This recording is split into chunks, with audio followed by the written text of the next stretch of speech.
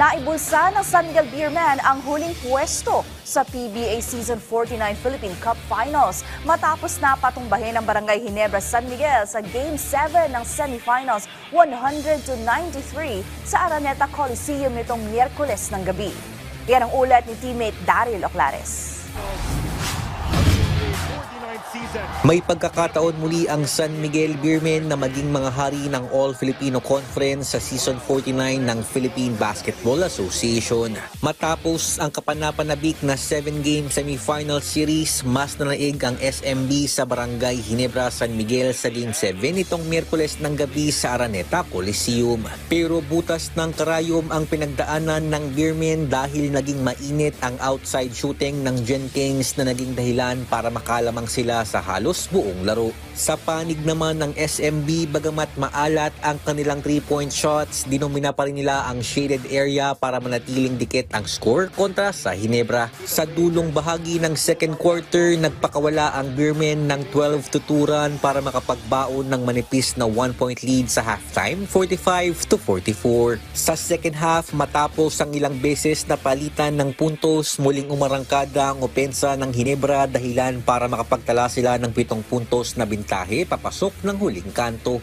Binuksan naman ng SMB ang fourth quarter sa pamamagitan ng isang 15-4 run para muling umabante laban sa kanilang sister team.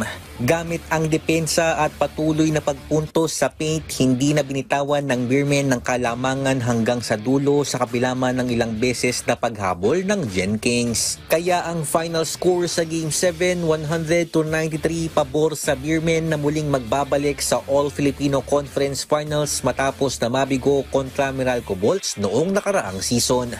Bayani para sa SMB si Chris Ross na nagpamalas ng all-around vintage performance matapos na gumawa ng 19 points, 7 assists at 4 steals. Samantalang MVP caliber numbers muli ang naitala ni Junmar Fajardo na may 21 markers, 19 boards at 2 blocks. I know I still have it. It's just opportunity. I feel like my body is as healthy as it's been in a while, and I wouldn't say I like proving people wrong, but I just play how I play. I feel like in the last 10 years, the top point guards are Jason, LA, and myself, and I don't get the credit that those guys get, but I feel like my resume and my accolades match up with anyone. So it was just my way of going and proving myself, and with my lady over here watching and my baby, I just wanted to make them proud. Pinuri naman ni Beermen head coach Leo Austria ang kanyang mga players lalo na si Ross at aminadong pagkakamali niya na hindi gamitin ang veteran guard noong Game 6.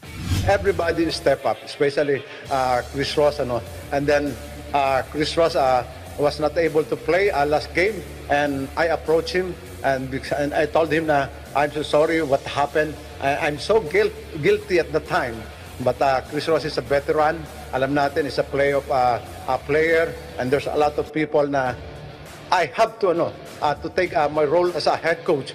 Kung ano sinasabi nila, I will take it the responsibility, and that's what happened because I know him. He's a playoff guy.